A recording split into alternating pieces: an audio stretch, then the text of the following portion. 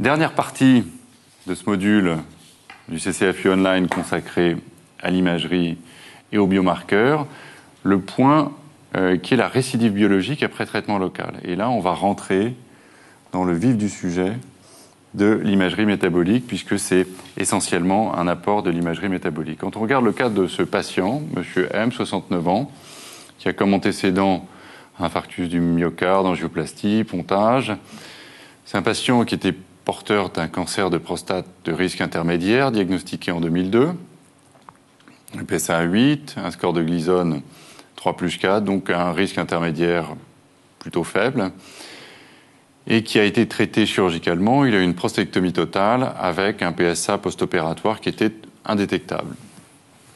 Ce patient a récidivé en 2014, longtemps après, avec un PSA qui était à 0,92 en 2014 et puis qui a monté progressivement jusqu'à atteindre 2,39 en 2016. Donc, dans cette situation, classiquement, on essayait de faire la part de la récidive locale versus métastatique en fonction des données anatomopathologiques, notamment des données post-opératoires, taux de marge, score de Gleason, taux de PSA post-opératoire, et puis on s'appuyait également sur le délai de récidive du PSA, la cinétique du PSA, pour essayer de comprendre quelle était la part de récidive locale ou récidive à distance, avec du coup des traitements qui étaient adaptés à ces présuppositions de récidive locale ou de récidive métastatique. Donc on voit qu'actuellement les choses sont en train d'être bouleversées par l'apparition de l'imagerie, notamment du PET à la colline. Et Gérald, qu'est-ce qu'on peut attendre du PET actuellement dans cette situation de récidive clinique ?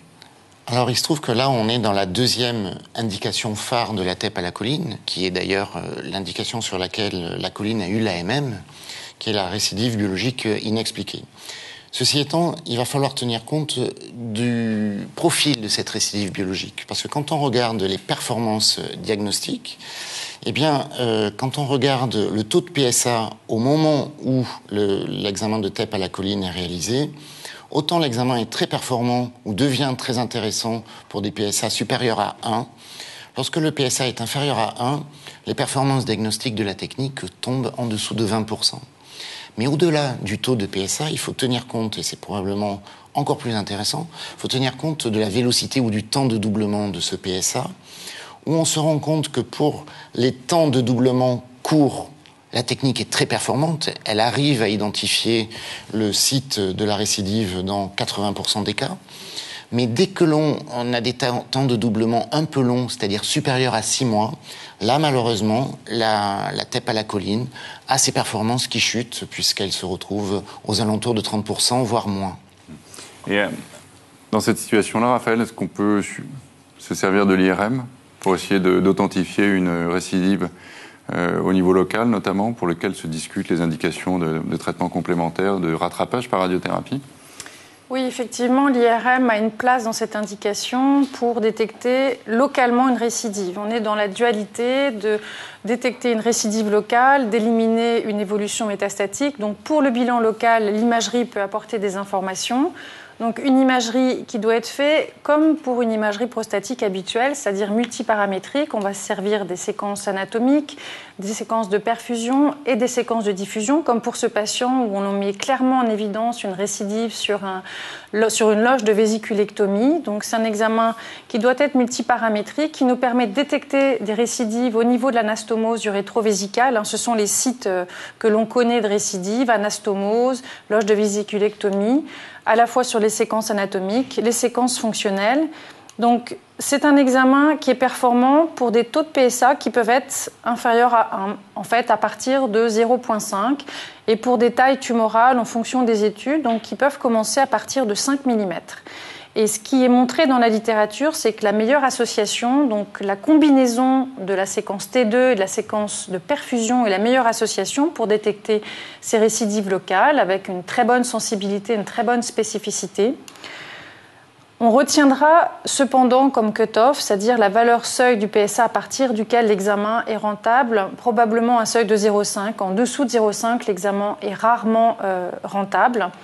Et ce qui est très intéressant, c'est de voir la différence de l'information entre l'imagerie, donc au niveau local, et le PET choline pour la détection de ces récidives locales. On voit que dans cette étude, avec 2 populations distinctes, donc un premier groupe de patients qui a un taux de PSA assez faible et des petites récidives tumorales, l'IRM est plus rentable que le PET choline, alors que dès que les lésions tumorales ont une taille significative avec un PSA qui est de l'ordre 2, là, le PET choline devient extrêmement rentable.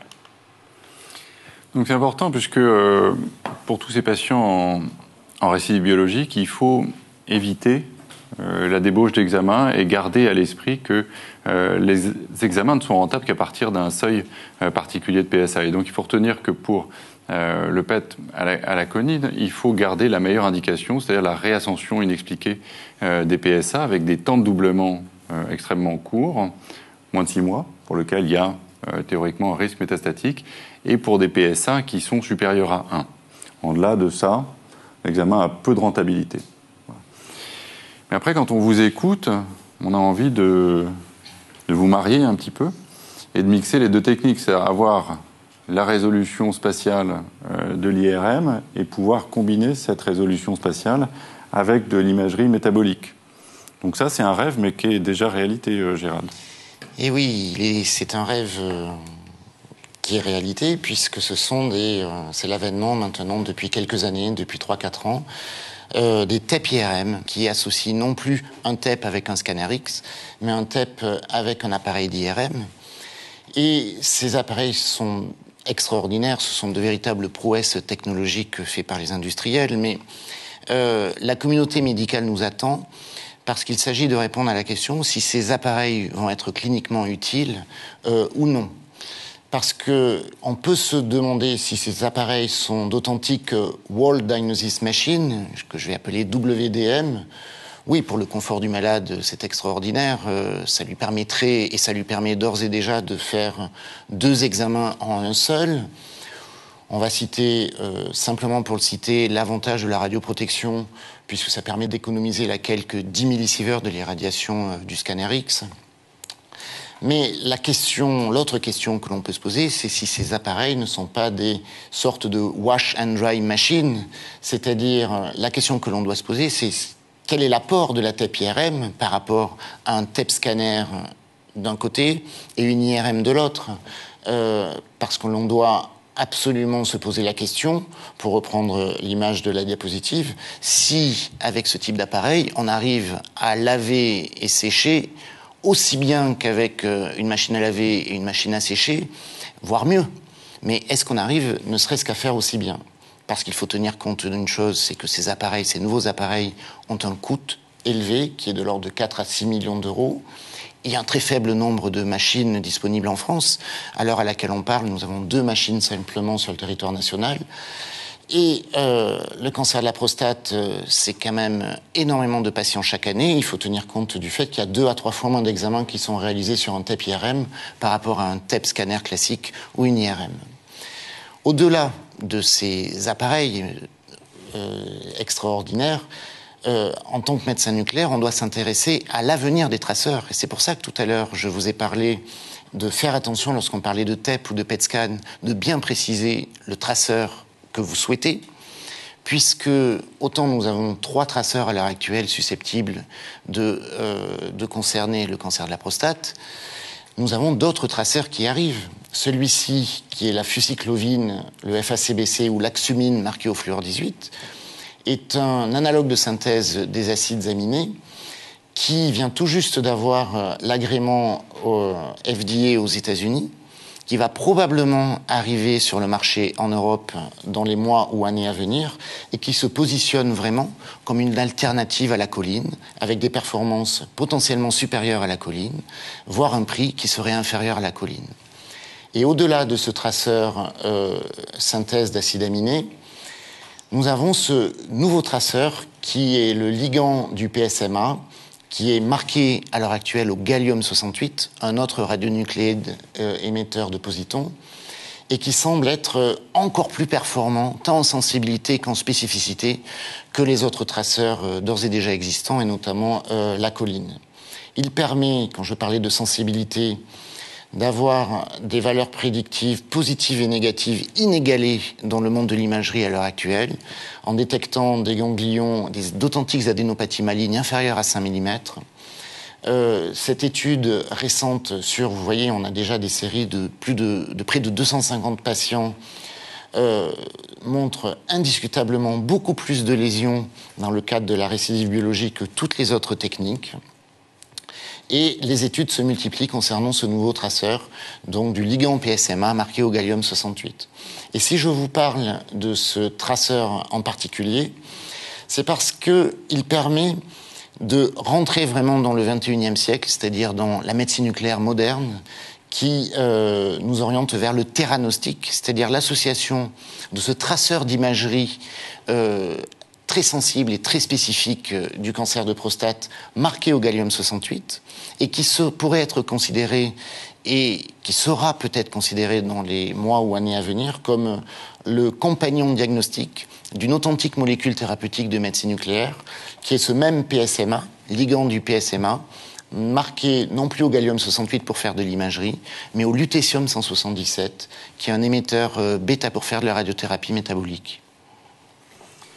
Merci Gérald, c'est très clair. On arrive au terme de ce module du CCAFU online consacré à la prostate et consacré à une actualité, vous avez vu, qui est particulièrement importante, qui est celle des nouvelles technologies, de l'imagerie, des nouveaux biomarqueurs, puisqu'on sent bien, quand on vous écoute, qu'on est en train de modifier nos pratiques grâce à ces apports technologiques. Donc merci encore Raphaël, merci Gérald d'avoir bien voulu participer à ce module du CCAFU Online. Merci au laboratoire Janssen, dont le support institutionnel nous permet de faire ce module d'enseignement sur Internet, sur le site urofrance.org. Et je vais passer la parole à Arnaud Méjean, qui va nous délivrer les take-home messages de l'ensemble de l'émission. À très bientôt.